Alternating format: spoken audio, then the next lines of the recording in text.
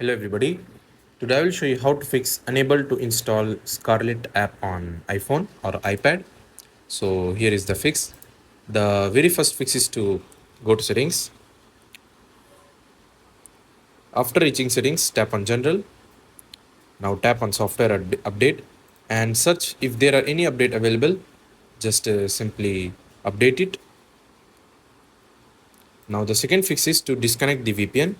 If VPN is connected, simply disconnect it from here. Disconnect the VPN and try again. The third fix is to set date and time correctly. Uh, Make sure you are connected to the Wi-Fi and simply turn on set automatically.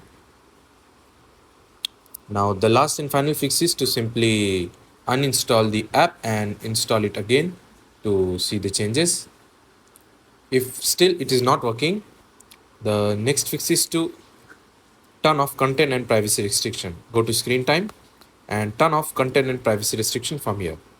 So that's it. These are the fixes. Thanks for watching.